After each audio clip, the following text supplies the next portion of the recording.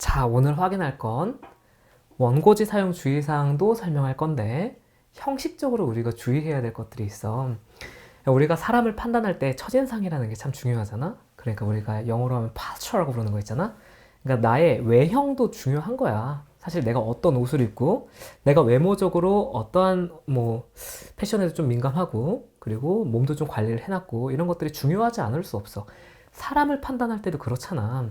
글을 판단할 때도 마찬가지야. 글이라는 건 기본적으로 그 사람의 내면을 보여주는 과정이란 말이지. 글이 어떻게 되어 있는지도 중요하지. 글씨 중요해. 근데 이게 명필이 되라는 건 아니야. 가독성이 높아야지. 아니 무슨 말인지 읽어는 줘야 될 거 아니야. 교수님 채점하러 가거든? 근데 잘 생각해봐. 교수님들이 너희들이 만나게 되는 교수님들은 평균적으로 몇 살이야? 30대 40대 잘 없어. 인문계열은 거의 다 40대 후반 50대 초반이야. 노안이 시작되셨다고.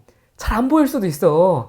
선생님들 짜증나. 그래서 가독성을 높이는 정확한 글쓰기는 굉장히 중요한 거야. 이때 우리가 줄글로 쓰는 학교들이 있어. 성대, 이대, 서울여대가 대표적이지.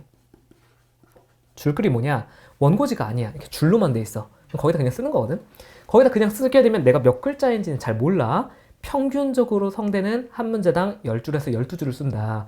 평균적으로 이대는 한 문제당 8줄에서 10줄을 쓴다. 요 정도만 있을 뿐이야. 그래서 각 문제당 분량의 느낌만 잡아주는 거지 사실은 원고지 규정을 그렇게 강조하지 않지. 왜냐하면 얘네 학교들은 원고지 잘 쓰는 게 그렇게 중요하지 않다. 어차피 우리 컴퓨터를 많이 사용하게 될 거니까 이제. 따라서 성대, 이대 같은 학교들은 줄글로 쓰기 때문에 원고지에 집착할 필요는 없겠지. 형식상에 집착할 필요는 없을 거야. 큰 틀만 맞춰주면 돼. 그런데 시간 분량을 못 맞춘다는 건 말도 안 되는 거지. 성대 몇 분? 100분짜리 시험이지. 100분에 3문제 써야 돼. 연대 120분짜리 시험이지. 소문제 기준으로 4문제의 답안을 풀어줘야 돼. 각 학교의 시간을 지켜주는 건 굉장히 중요해. 자, 어떤 학원에서 과제로 어떤 문제를 받았어.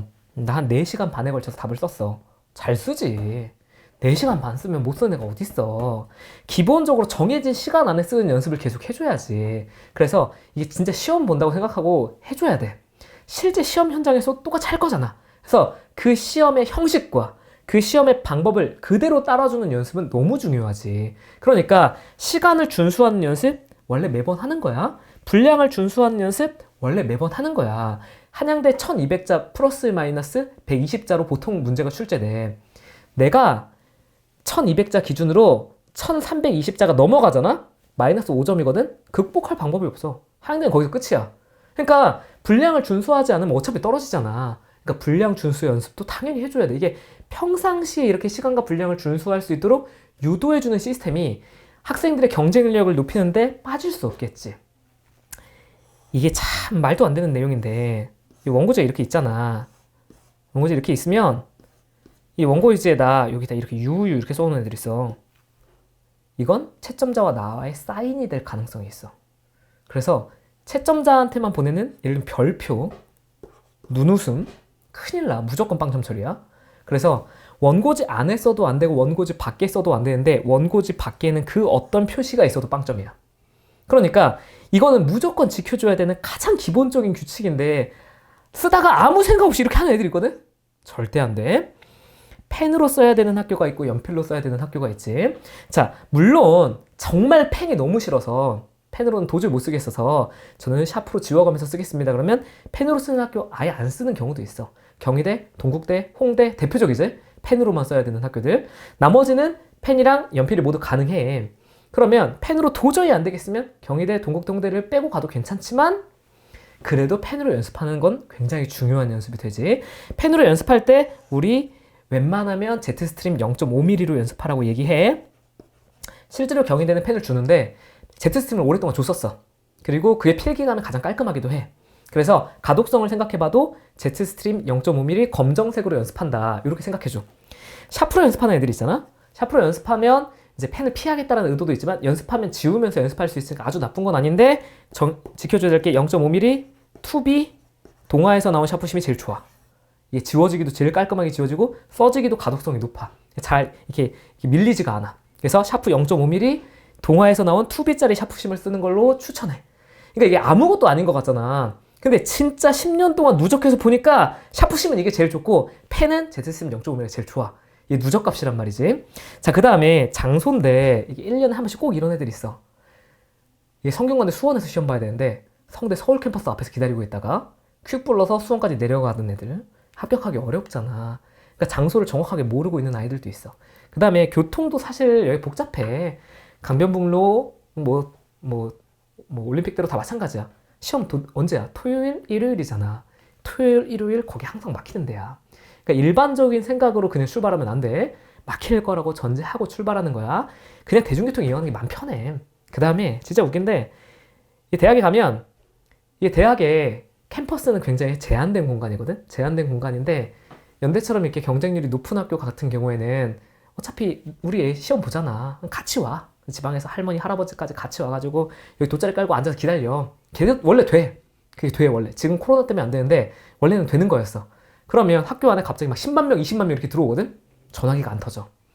그러면 갑자기 이상 가족이 돼. 왜냐하면 당연히 터질 줄 알고 약속을 안 했어. 우리 어디서 만나 이런 거 얘기 안 하고 가는 거야. 갑자기 이상 가족이야. 뿔뿔이 흩어져서 집에 가는 거지. 아무것도 아닌데 이런 사소한 문제가 있을 수 있다. 이런 것들을 알고 가는 거지. 굉장히 형식적인 부분들이야. 이 지켜줘야 되는 것들. 지우개 같은 거 쓰던 지우개 가져가면 안 돼. 기본적으로 새 지우개를 가져가되 이 끄트머리를 약간 뭉툭하게 만들어 놓고 간다. 이 정도. 이렇게 아주 형식적이고 쓰잘데기 없는 것들이지만 있으면 좋은 것들. 이런 것들을 이게 1, 2년 정도로는 누적이 안 돼. 한 10년 정도 실패담들과 에피소드들이 누적되면 동일한 실수는 반복하지 않는다. 실제 시험에서 당황하지 않는다. 이런 걸 지켜줄 수 있어. 원고지는 그 정도의 중요성을 갖고 있어. 실제로 원고지의 정서법을 강조하는 중앙대, 한양대 같은 학교들도 있지만 대부분의 학교 여기에 막 집착하지는 않아. 원고지 좀 틀렸다고 막 감점 이렇게는 안 한단 말이야. 그럼에도 불구하고 띄어쓰기 해주면 좋지. 기본적으로 띄어쓰기의 기본은 의미가 나누어지면 띄어쓴다야. 다른 의미가 있으면 띄어쓰는 거지. 예를 들면 의미가 아예 통합된 경우도 있어. 이화여대 동문회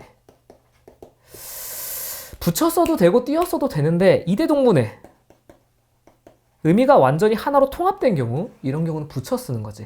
의미가 붙어 있으면 붙여 쓴다. 의미가 떨어져 있으면 띄어 쓴다. 기본 중에 기본이긴 해. 학생들이 제일 실수하는 거.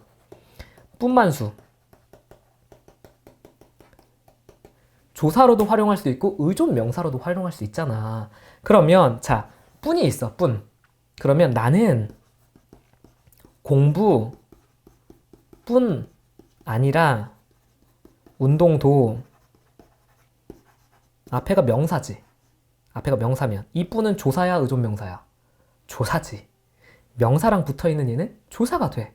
붙여 써야지. 이 뿐만수를 기준으로 얘는 앞에 명사니까 붙여 쓰는 걸 원칙으로 한다. 조사인지 아닌지를 파악하면 되지. 나는 밥 먹기를 좋아할 뿐 아니라 만들기도 좋아한다. 명사야, 아니야? 아니잖아. 그럼 얘는 뭐야? 조사일 수가 없지. 명사 옆에 붙어있는 게 아니잖아. 이게 뭐야? 얘는 의존 명사. 띄어쓴다. 요런 정도를 첨삭을 통해서 터치해주면 돼. 띄어쓰기는 한 요 정도 터치해두면 충분히 누구나 쓸 수 있는 방식이다. 요렇게 생각해주면 돼. 원고지가 있어. 이 원고지에 기호는 무조건 한 칸을 원칙으로 해. 모든 기호는 한 칸에 하나씩이 들어와. 퍼센트 한 칸에 한 개 들어오는 거지. 퍼센트 포인트 한 칸에 하나 들어오는 거야. 킬로미터 퍼 아우어 한 칸에 하나 들어오는 거야. 뭐가 돼도 기호, 단위 이런 건 한 칸에 하나 들어오는 게 원칙이다. 이런 방식으로 생각해 주면 돼. 근데 숫자는 한 칸에 이렇게 두 개씩. 1996년 한 칸에 두 개씩 이렇게 써주는 거야. 그 다음 거 대문자를 써야 될 때가 있어. K, T, X 이런 것들은 한 칸에 하나씩 써주지만 우리가 예를 들면 소문자를 쓴다 이러면 한 칸에 두 개씩 쓴다. 이런 아주 사소한 규칙들이지. 이런 것들 어렵지 않을 거야. 자, 여기서부터 주의해야 될 게 있어. 마침표와 쉼표 다음에 한 칸 띄면 안 돼. 마침표와 쉼표 다음에는 곧바로 다음 단어를 써줘야 해. 그래서 우리가 이렇게 원고지가 있다고 해볼게. 한다 이렇게 써줬어. 이는 이렇게 마침표 한 칸 차지하고 바로 뒷칸에 단어가 나올 수 있도록 해준다. 이게 이제 마침표와 쉼표 사이에 지켜야 할 중요한 원칙이야. 그 다음에 정말 중요해. 마침표, 쉼표는 첫 칸에 못 와. 원고지가 이렇게 있잖아. 원고지가 이렇게 있을 때 이 첫 칸에는 마침표와 쉼표가 못 오는 거야. 근데 마지막이 예를 들면 이렇게 점점 찍혀있는 문장이 이렇게 있었어. 맨 마지막에 맨 마지막 단어가 한다. 마침표를 찍어야 돼. 어디다 찍니? 첫 칸에 못 찍잖아 지금. 마침표는 요 다음에 원래 찍는 건데 첫 칸에 못 찍지. 자, 요 마지막 바깥쪽에 찍으면 안 돼. 원래 원고지 바깥에는 그 어떤 표시도 있으면 안 돼. 이것도 부정행위가 될 수 있어. 그러니까 이 원고지 바깥에는 아무것도 안 되기 때문에 반드시 요 안에 찍어준다. 지켜줘야 돼. 쉼표도 요 자리다. 이렇게 지켜줘야 돼. 그래서 이 원고지 안에 맨 마지막 요 자리에 쉼표와 마침표가 자리하도록 이렇게 잡아주는 거야. 그러면 요걸 또 헷갈려하는 애들이 있어. 선생님 이게 원고지를 쓸 때 그리고 나는 이렇게 쓰게 되면 선생님 그리고랑 나는은 띄었어야 되잖아요. 그러니까 여기 첫 칸을 띄고 써야 되는 거 아니냐. 절대 안 돼. 자, 첫 칸을 띌 때는 언제라고? 오로지 문단을 나눌 때만. 문단을 나눌 때만 첫 칸을 띄어쓰는 거. 나머지는 그냥 띄었다고 전제하고 첫 칸부터 연결해서 쓴다라고 생각해 줘야 돼. 문단 나누는 걸 감점한 학교가 있어. 경희대 채점 기준 잘 읽어보면 문단을 효율적으로 나누었는가라는 문장이 들어가 있거든. 그러니까 문단 나누기도 원래 함부로 하면 안 되는 거란 말이지. 그래서 여기에 맨 마지막에 띄었었다고 전제하고 첫 칸부터 붙여 쓴다. 이렇게 된 거야. 그 다음에 쓰다 보면 따옴표나 괄호가 마지막 칸에 걸려 있을 때가 있어. 예를 들면 이런 방식이지. 쓰다 보니까 따옴표를 여기다 써야 돼. 혹은 괄호를 여기다 이렇게 넣어야 돼. 그리고 다시 여기서 가 이렇게 되거나 나는 이렇게 되거나 이렇게 되면 여기에 걸쳐져 있지 않도록 쓰는 게 굉장히 중요하거든. 기호가 여기에 걸쳐져 있거나 따옴표가 여기 걸쳐져 있지 않도록.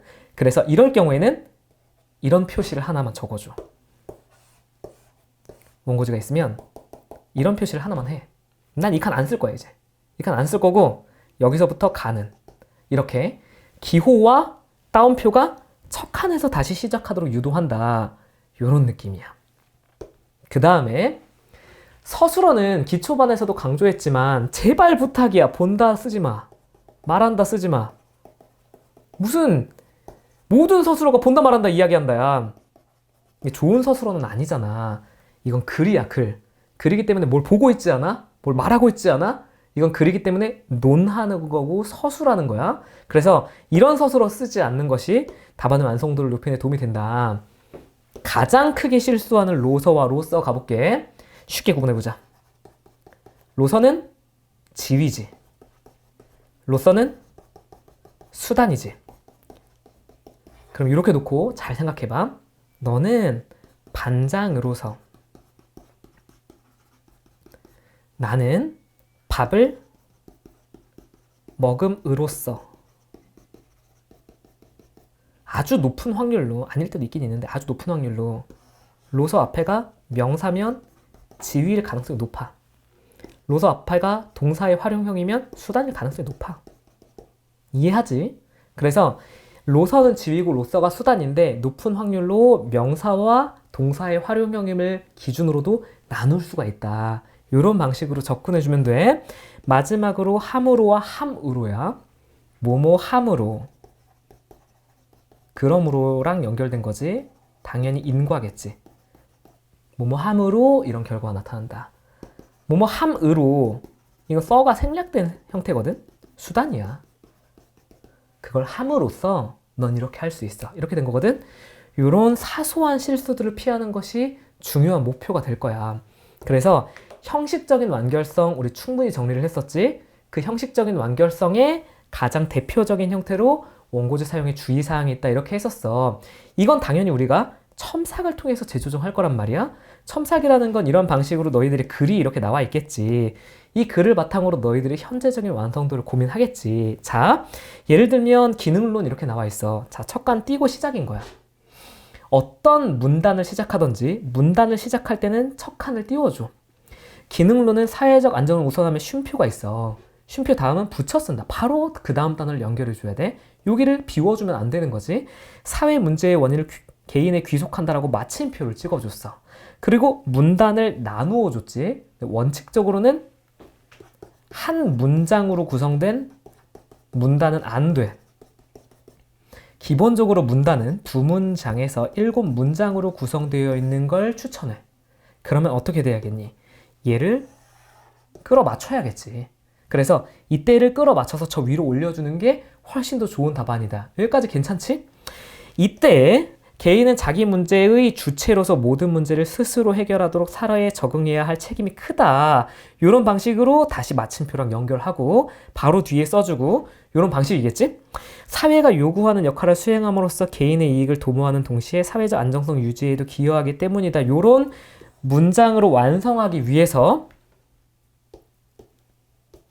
내가 로서를 정확하게 사용을 해줘야겠지? 앞에가 명사지? 앞에가 명사니까 로서를 얘랑 붙여서 쓸 수 있도록 얘를 조사로 잡아준다. 이런 거를 활용해주면 되겠지? 혹은 만약에 내가 사회가 다음에 쉼표를 찍고 싶어. 사회가 혹은 개인이 개인 혹은 사회가 하고 여기 쉼표를 찍고 싶어. 그러면 쉼표 어디로 들어와야 돼? 요 네모칸에 바로 왼쪽 여기다가 쉼표 이런 식으로 들어와야 된다는 거지. 이런 방식으로 지켜주면서 내용을 마무리를 해줘. 혹은 여기 한 칸이 더 있어. 이렇게 막 2칸까지 더 있어. 하지만 나는 이 이익이라는 단어를 따옴표로 강조하고 싶어. 그럼 어떻게 한다고? 이 2칸은 안 쓴다고 전제하고 여기서부터 다시 따옴표를 채워 쓴다. 이런 방식으로 맞춰주는 거야. 근데 다만 해보면 알겠지만 이게 애들마다 쓰는 방식이 다르고 실수하는 게 또 달라. 상황마다 다르거든. 그러면 이런 형식적인 부분은 어쩔 수 없이 각자의 첨사약을 통해서 조정해 줄 수밖에 없어. 각자의 현실적인 구체적인 상황에 따라서 다르게 적용할 거야. 예를 하나만 들어볼게. 아까 샤프를 통해서 연습할 거면 0.5mm 동화에서 나온 투비를 써줘. 이렇게 얘기했지. 꼭 힘줘서 쓰는 애들 있어. 잘 부러지거든. 원래 투비가 약간 약해서 그래. 그래서 꼭 힘줘서 쓰는 애들은 너는 1B로서 이렇게 얘기를 해준단 말이야. 그러니까 이게 상황마다 또 달라. 어떤 아이들은 0.5mm로 쓰면 얇게 써. 살살 쓰는 거지. 얘는 0.7 쓰는 게 맞아. 그러니까 학생의 스타일마다 학생의 글쓰기 습관마다 형식적인 특성에서도 각자 개별적인 요소가 반영되지 않을 수 없다. 심지어 악필을 교정하는 과정도 마찬가지야. 가독성 높은 글쓰기를 위해서 악필 교정을 꼭 해줘. 예를 들면 동글동글한 글쓰기 하는 애들이 있거든. 이런 방식으로 쓰는 애들이 있어. 이런 방식의 동글동글한 글쓰기의 가장 큰 문제점은 뭐냐면 모음이 자음보다 작아. 가독성이 떨어져. 그러니까 정확하게 모음의 크기를 자음의 크기의 비중에 맞춰서 써줘. 이렇게 알려줘야 된단 말이야. 알려주면 금방 고쳐 또. 그러니까 너가 지금 이런 글씨체를 갖고 있으니까 이렇게 보면 잘 안 보여. 넌 리을이 문제야. 너는 티읕이 문제야. 이렇게 알려주거든. 이러한 형식적인 문제가 아무것도 아닌 것 같지만 채점자에게 좋은 첫인상을 남길 수 있고 이 아이가 글을 진지하게 접근해 왔다는 증명으로도 가능해. 이것들을 혼자서는 깨닫기가 참 어렵습니다. 어쩔 수 없어. 내가 어떤 이 습관을 갖고 있는지 잘 모르거든. 내가 어디서 사소한 문제를 일으키고 있는지 잘 몰라. 이런 것들을 10년 동안 누적해왔던 경험치를 통해서 이런 에피소드가 또 나오면 안 되잖아. 서울에 있는 캠퍼스에서 수원까지 퀵 타고 내려가는 그런 에피소드가 또 나오면 안 되겠지. 이런 것들을 들어가면서 정말 사소한 문제까지 완벽한 답안을 추구한다. 이게 모토야. 그래서 그 어떤 상황에서도 감점이 없는 최고의 글쓰기를 할 수 있다. 라고 생각해줘야 되는 거지. 나는 수업 시간에 여기까지 고민하고 준비해. 그럼 너네들이 사소한 마음으로 수업에 오면 안 되는 거 아니야? 너네들도 최선을 다하는 마음으로 들어와 줘야지. 그래야 서로 간의 시너지가 발휘하지 않겠어? 그러니까 내가 샤프심 그 동화까지 확인해 가면서 너희들에게 추천해 주는 것과 마찬가지로 너희도 단어 하나도 허투루 쓰지 않겠다 라는 마음으로 같이 노력해가는 과정에서 합격을 만들어가는 거야. 자, 지금까지 한 건 사실 논술을 잘 쓰는 거랑은 아무 관계도 없는 거지. 완전 형식적인 거지. 어떻게 하면 학교에 늦지 않고 도착하냐, 이런 게 뭐 논술 수업은 아니잖아. 진짜 논술 수업은 여기 링크로 올려놓을 거야. 기초반과 관련된 핵심 유형 정리, 제시문 정리, 소재 정리, 총 3 영역에 걸쳐서 한 30강에 가까운 완성된 내용들을 정리해놨어. 이런 것들을 통해서 형식과 내용을 보충해주면 하나의 완성된 경쟁력을 갖출 수 있어.